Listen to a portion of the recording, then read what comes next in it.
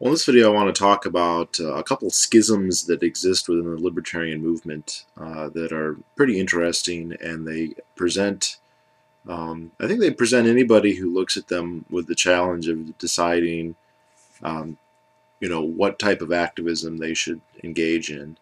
And although I was certainly aware of these schisms prior to coming to New Hampshire, it's more illustrated here because there are so many more libertarians, and there are actually um, pretty well-defined camps on either side, and they're even isolated geographically. Um, One of the schisms is the minarchist-anarchist schism. Obviously, you have people who are into politics, who are into government, who are minarchist to one degree or another. Maybe they're philosophically anarchist. Michael Huemer makes the point that there's a difference between politically anarchist and philosophically anarchist, but they're nominally in favor of some kind of government and working in that way. And then, of course, we have people who are anarchists. And then there's another schism that doesn't exactly correlate, but roughly does, between uh, civil disobedience and agorism, and then political action, voting, registering, writing letters, uh, working through the government. And these two schisms don't necessarily correlate 100%. There is, for instance, no reason a minarchist can't and never would engage in civil disobedience, and indeed most of the civil disobedience that's most famous that people are aware of in the world, like Rosa Parks or sit-ins or whatever, isn't even being done by anarchists. But within the libertarian community, I think there is a pretty high correlation, even if it's not 100%. On the other hand, although I haven't heard too many people really discuss it, there isn't anything necessarily wrong about anarchists engaging in political discourse, political activism. There are, of course, anarchist political theories that would indicate that any type of, cooperation or use of the political process is coercive or wrong in some sense. However, I don't find any of those arguments particularly convincing, even so, as anarchists, there tends to be a very jaded view of the effectiveness of the political process. So even if it's not ethically wrong or morally wrong, practically speaking, people aren't that interested necessarily. Now, one of the people I live in the house here with is a minarchist and into political activism, and he was lamenting the fact that such a high proportion of the people who are in the Free State Project and of libertarians generally, and of people who are moving here, are of the anarchist variety. And this is a kind of a trend that uh, is relatively recent. It's not specific to the Free State Project so much as libertarianism generally, but there's been a great increase. There's been an increase in libertarianism. The number of people has increased. I don't know how much, and it's not anything like a majority. We're still talking about relatively small minorities here of explicit libertarians, and then a slightly wider circle, or maybe a substantially wider circle of libertarian leaning but not explicitly libertarian. But within the core of libertarianism, anarchism has really gone from a tiny fringe within a tiny fringe to a major component, and potentially in the right circumstances even the majority component. And I don't know why that is. I know that it correlates very strongly with the Ron Paul presidential campaigns, and there are potential causal reasons for that. Ron Paul has explicitly said he's not an anarchist, but his rhetoric is laced with anarcho-capitalist commentary, and his ideological framework is very much based in that, in the Mises Institute, in Rothbard, in Lysander Spooner, in Brian Kaplan. I've only read one of Ron Paul's books. It was, what was it, something about, it was basically Liberty A to Z or something like that, where he goes through, 26 letters of the alphabet and covers one topic that starts with something like that.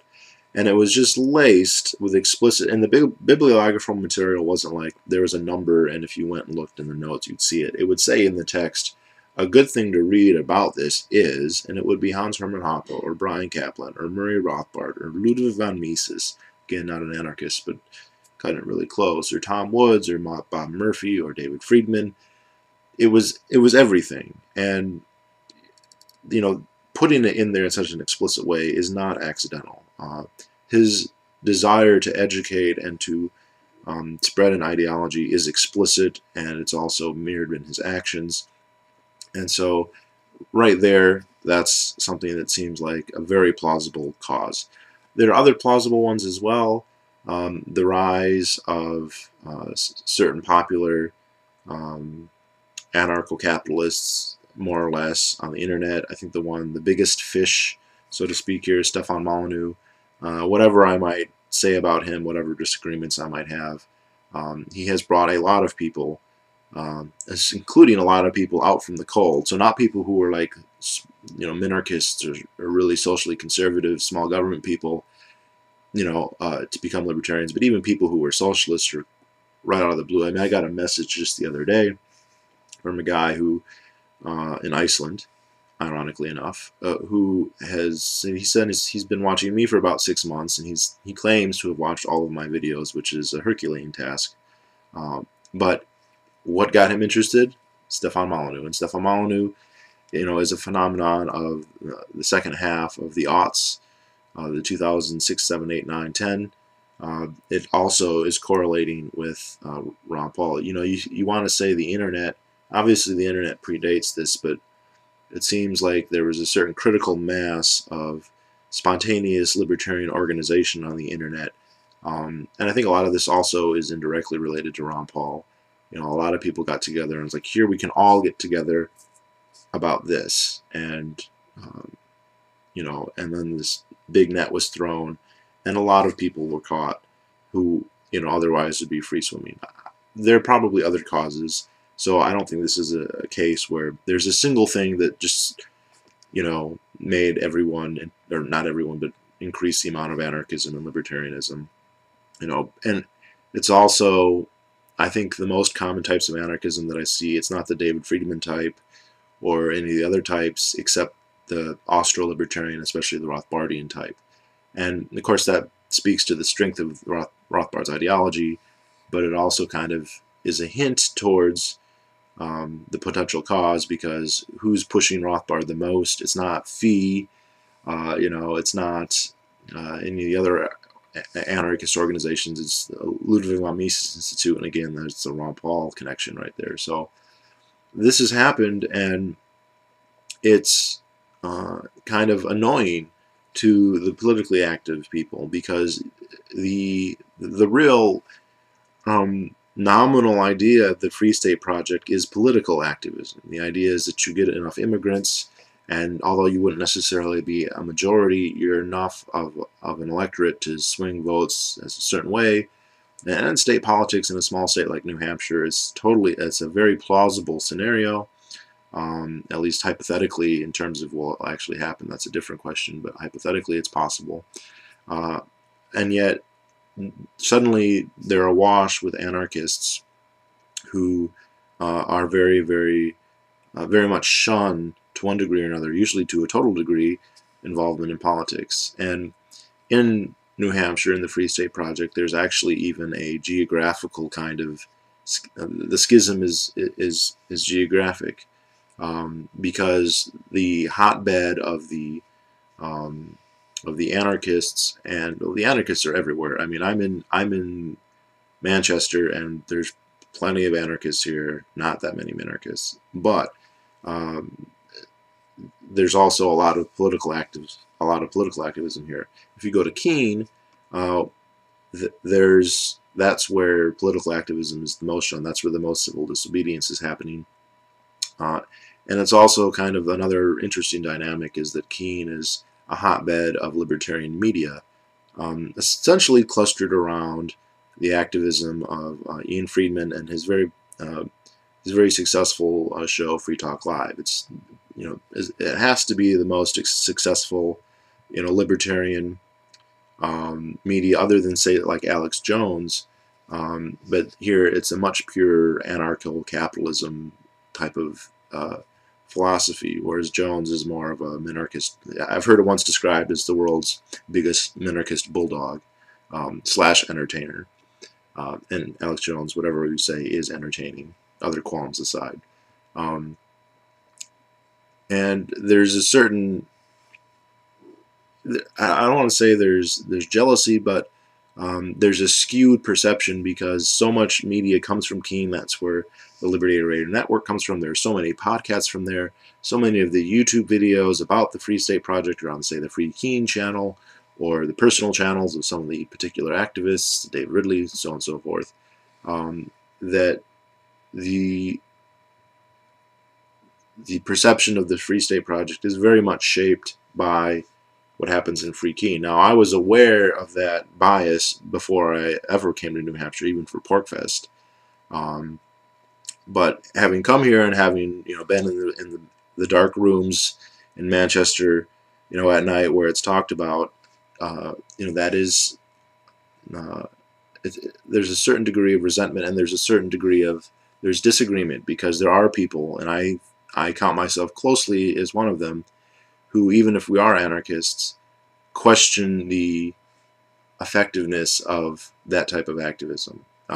It's kind of mutual, though. I mean, the civil disobedience people, who are not, again, not necessarily anarchists, although I think they probably almost all are, have complete derision for the political process, and I share that derision.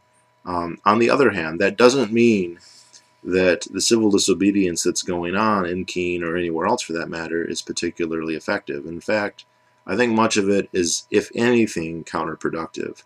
I saw one of the, well, I'll just say his name. His name is, what's his name?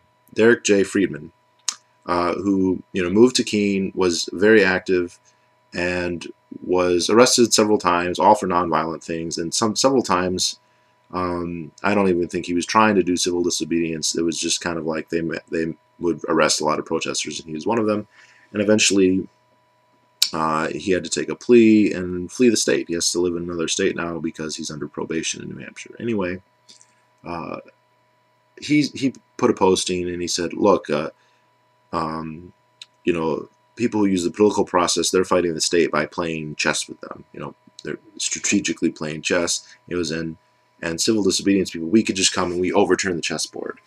And as much as I kind of want to applaud that and hey, good job, part of me has to say, is that really a good strategy? Is escalation and overt antagonistic confrontation a good strategy, especially when there isn't parity of power? When you're dealing with an organization that is still, and look, people overestimate the power of the state enormously, but if you're talking about the totalitarian state versus the totality of libertarian activism, you're talking about, David Goliath doesn't quite cover it. You're talking about a huge organization that not only has the means to kill you, the physical means to destroy you, imprison you, to tax you, to harm you, but they're actually aggressive. They're actually willing to do that, whereas you have a lot of, anarcho-libertarians who are very close to pacifists, or they believe in self-defense but nothing more, and you're dealing with people who don't believe in just self-defense and nothing more. And the idea that a good strategy then is to, in his metaphor, to overturn the chessboard, I'm not sure I can get on board with that entirely. That's not to say, I think that we have to be tied down by the state's rules. It doesn't say anything about, say, agorism. It doesn't say about people insulating themselves from the power of the state as much as possible, which is something I totally advocate. But the confrontational nature that he's talking about and that you see in some of the civil disobedience, I have to question its effectiveness just as much as I have to question the effectiveness of somebody who spends all day, looking at state politics. It's very easy, and I mean, I've seen a lot of people who expend an enormous amount of effort in electioneering and phone banking and trying to raise funds and sign waving and all of that. And in terms of actual legislation or preventing legislation or causing legislation or getting people elected, it's largely wasted effort. Not 100%, but it's extremely inefficient. A vast amount of your efforts come to nothing. Very often to literally nothing, and sometimes you will get this and a few things here and there, so it's not very effective.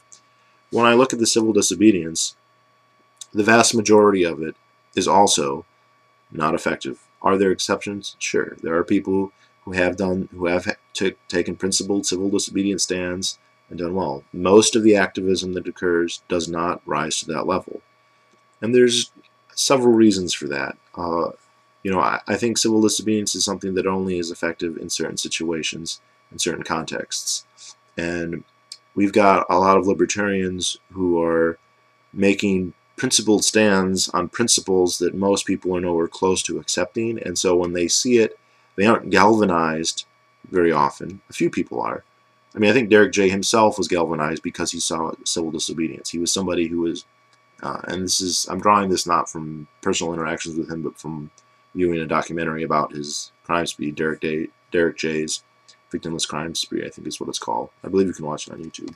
He was a very, very empathetic person, where if you make arguments about the gun in the room and the coercion of the police, he was receptive to that to a degree that most your average person isn't. And your average person is going to see the coercion of a police officer as more or less justified in most cases, not in every case. Like this stuff where they beat the homeless man, Casey Anthony, yeah, there's a lot of people who see that as illegitimate. But you get pulled over for a parking ticket, you get pulled over for speeding or for drunk driving, you get arrested for weed, still, most people aren't going to have a visceral reaction of, oh my gosh, you're being aggressed against and this is some kind of horrible tyranny. It's going to be, you're just kind of being a troublemaker and they're doing their job and what's the big deal. And that's not always the case. I mean, there are situations I think it is effective. Another problem I see is that a lot of the civil disobedience that happens is very spur of the moment and kind of like you're just getting caught and then you're going to call it civil disobedience after the fact. You're couching what was an accidental encounter as something that's supposed to galvanize the populace, and that's just not how civil disobedience is going to work. Again, Rosa Parks, that was somebody who was vetted. They were looking for somebody for that to happen. She wasn't the first person to sit on a bus and not get up. But they, the organizations, I don't know, it was the ACLU, the SBLC, whatever, were, vetting, looking for the perfect person in just the right circumstances. And you getting pulled over to the police because you ran a red light is not the perfect circumstances, at least in all likelihood. Is it hypothetically possible that could turn out to be some clarion call, effective civil disobedience? Sure, it could be. Chances are of that happening very, very small. So I think that, not to sound too moderate here, but as an anarchist, I don't think that it's morally wrong to engage in a little politicking. Maybe that's not the degree of activism I think that a lot of people are hoping for. I know my one roommate is always like, "Are you going to do this? Are you going to do that? Are you going to sign up for here? Are you going to sign up for that?" I'm still at the point where I don't even know where I want to keep my legal address. I kind of like the idea that I'm kind of free floating between states and where I live and where I work and where I actually have an address. They're all different places, and I actually kind of like that nebulousness. I've been living that way just because of my job for about 3 or 4 years now. I'm not a vagrant because I have money. I can put down roots wherever I really want, but I kind of like that freedom. I mean, there's a certain degree of freedom that comes with that.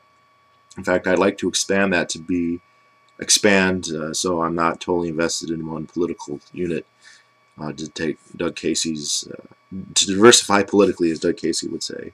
But yeah, one of my roommates, a nice guy, I'm not, downing him at all, was kind of like, yeah, but you should, establish residency here, get registered to vote here, here's you know, there's basically a whole house of cards of, you know, Facebook groups to join, and not just to join, but to become active in conferences, blah, blah, blah, blah, blah, blah, blah, even to the point of running for office.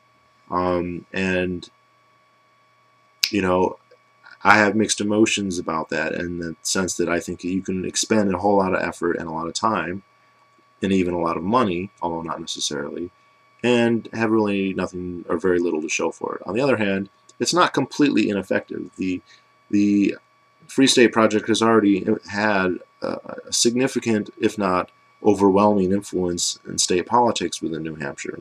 There's, I think, the number of state legislators who are either from the FSP or who are at least very sympathetic to it is numbered in the dozens, which, given how many people are in the state house, isn't you know, a be-all, end-all, but it's an important block, and it's my understanding there's been a significant radicalization of the Republican Party, in the sense that their rhetoric has shifted to account for the fact that there are, even if it's a relatively small number, I think the number of movers at this point is something like 2,000. It's probably more than that, because there are people who move and don't register. But you know, as I pointed out to him, I said, if I wanted to be active in politics, if I wanted to be involved in the GOP, I don't have to live in New Hampshire to do that. I can live in any state and do that. And you might argue that the GOP in certain states either itself has no power, or the GOP is not a very good organization. In most states, it's not a good organization, period. But it does vary in how friendly it is to libertarian ideas in different areas. That's an argument that can be made, but we're talking about differences in degree, not in principle. Whereas if you wanted to engage in the kind of the, if you want to engage in civil disobedience, that's the area where New Hampshire kind of stands out, because there's an entire infrastructure, there's a support structure, at the very least in terms of, you know, people's goodwill. They're trying to build up a financial structure that will allow people to perform civil disobedience. I think that will be difficult, just because it's almost, the moral hazard is quite high.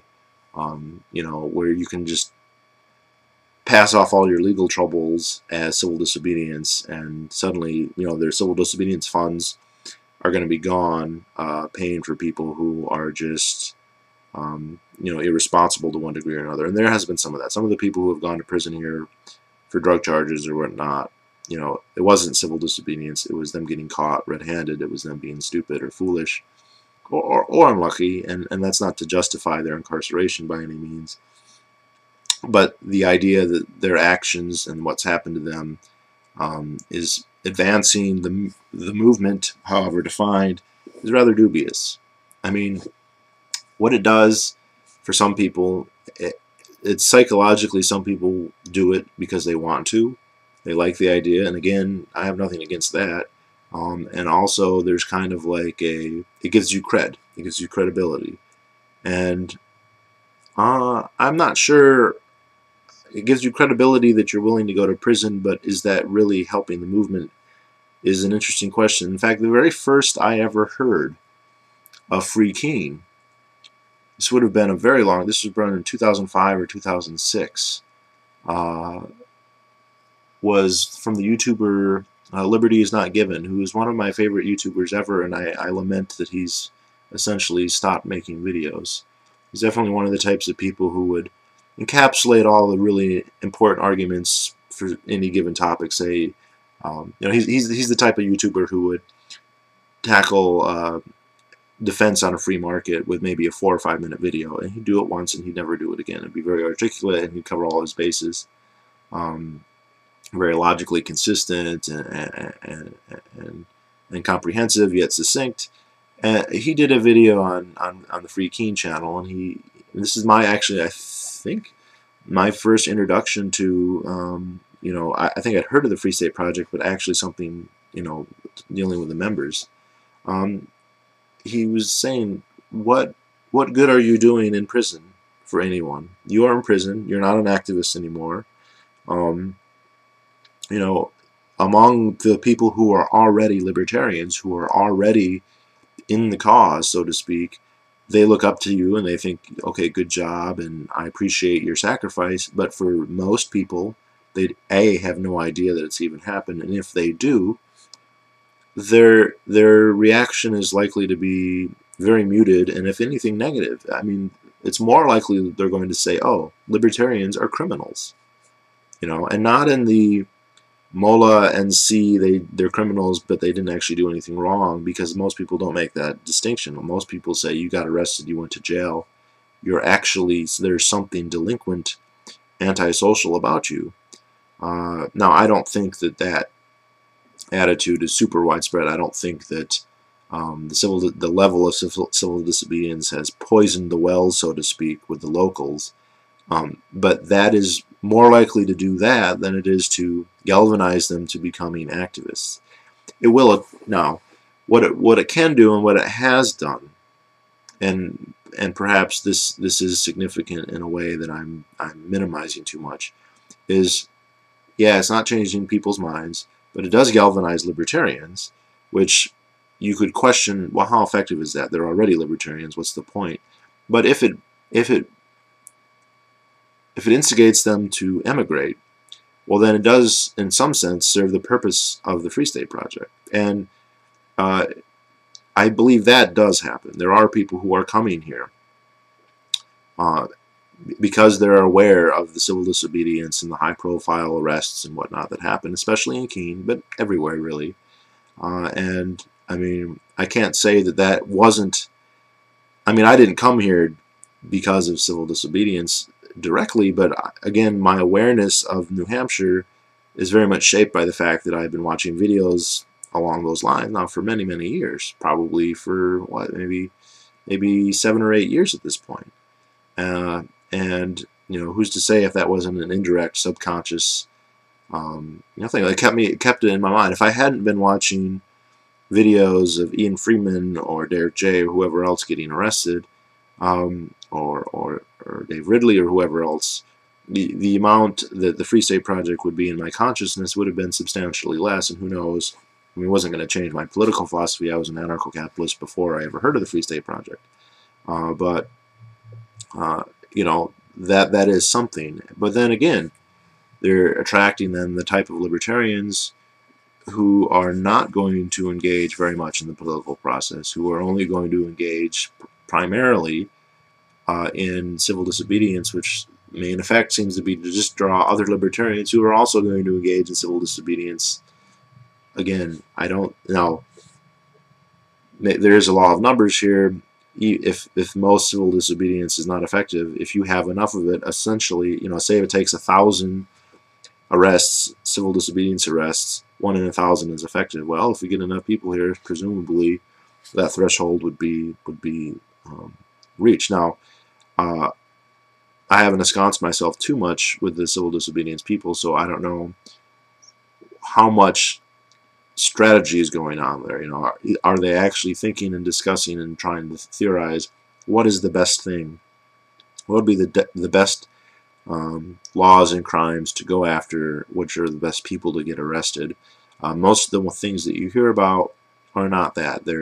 I mean, the Amanda Billyrat case, not to make too much of an example of her, is somebody who, they just got caught and doing their normal everyday activities, whatever they were, running red lights, drinking, speeding, whatever, or not doing that, depends on the version of the events. That's not strategic. Whatever they want to say about that, and you can say it's justified or whatever, but it's not strategic civil disobedience. So how effective is it? Even as far as civil disobedience goes, not very. I don't think that these... There's not a lot of... I'm not detecting animosity, so to speak. So the political active people and the anarchists don't hate each other. There's a couple anarchists out there, I don't know about in New Hampshire per se, who have an extremely derogatory view, to the point of saying, you're not really a libertarian. Cantrell's articles have kind of been saying this, and I think he's genuinely that bullheaded of a person.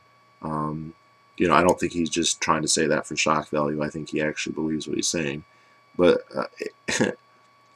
and while I agree about the questions about the efficacy of political action, it is very easy to question the efficacy of whatever other activism, quote unquote, is going on. Pretty much the only stuff that is, unquestionably okay would be education. Of course, it tends not to be particularly effective or wide-ranging. It does have an effect. We're getting new people. It's a trickle, maybe. Maybe it's not as many as we want, and maybe that's not enough, but it's certainly working. Now, the civil disobedience, very difficult to say that that's being effective. The political activism in New Hampshire, it is bearing fruit. How much fruit and how sweet or bitter, that's very hard to have a rubric to measure that. I mean, there are simple ways. You can say, oh, we have this many legislators, but how much effectiveness are they generating? How many bad legislative initiatives are they preventing, and how many good legislative initiatives are they putting forth, and how much is that costing in terms of political capital and physical expenditure? All questions that I think don't really have definitive answers where we can measure, the effectiveness of civil disobedience on one hand and political activism on the other, and come to a definite conclusion. I think they both have a certain degree of effectiveness, and they also have, but they both require a large investment in time and effort to yield really anything, which is it's discouraging, but I guess it's just kind of the way it is. And I think this isn't just true for libertarians. I think that if you're a conservative or a liberal and you want to have activism, if there are political initiatives that you want changed, it takes a lot of time and money. Now, since those are more popular things and they're tied into the power structure, they're able to kind of front the resources much more effectively. Even so, that doesn't mean they always get what they want right away. There's plenty of legislative initiatives that have been worked towards by major institutions for decades and decades and have yet to come to fruition. So it's hardly a hang-up only for libertarians. It's just that with libertarianism, since it is such a small group, it is kind of an important question of resource allocation. There's only so many activists. There's only so many libertarians. There's only, even in New Hampshire, in terms of free staters, you're talking about a few thousand, native New Hampshire people who sympathize would multiply that by some, and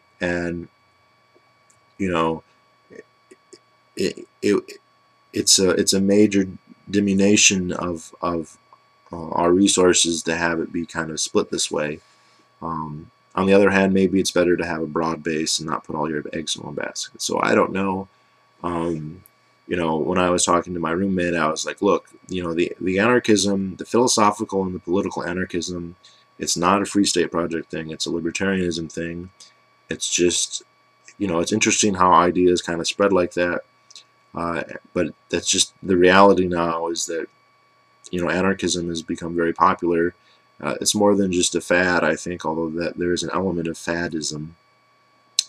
I think that would be kind of interesting to discuss too, because I think there are a lot of people who it's just this kind of cool thing to get involved in for a little bit, but that they wear as a badge. And I have noticed that, where people are like, oh, I'm a libertarian. There's a certain degree of anti-intellectualism that I really have a negative reaction to. I was talking to somebody earlier, and have you read this? Have you read that? And not from the attitude of I expect everyone to have read everything I've read, or only what I've read, or as much as I've read, or whatever, but just to be interested in a topic and to want to expand your understanding of reality by reading.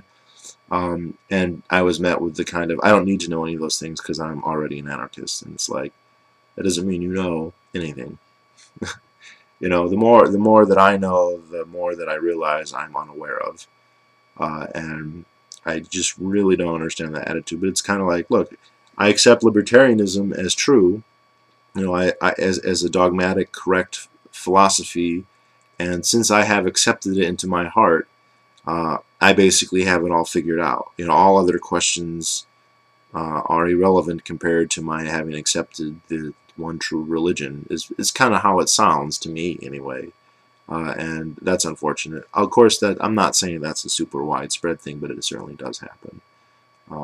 So I don't really have an answer. I think each person should kind of look at what their own proclivities are, what they're willing and able to do, what they're comfortable doing, and if they think that if they have something to offer, they think that something they can do would be more effective one way or another, then so be it. The degree of my political activism has been pretty light, to where if I really agree with a politician, I will subsidize them. Well, that's about it. I have considered, and I've become close to maybe voting in a primary, something like that. I don't imagine myself doing a great deal more than that. But we'll see. Oh, I guess that's it. 35 minutes, not too bad. And I'll talk to y'all later. Bye-bye.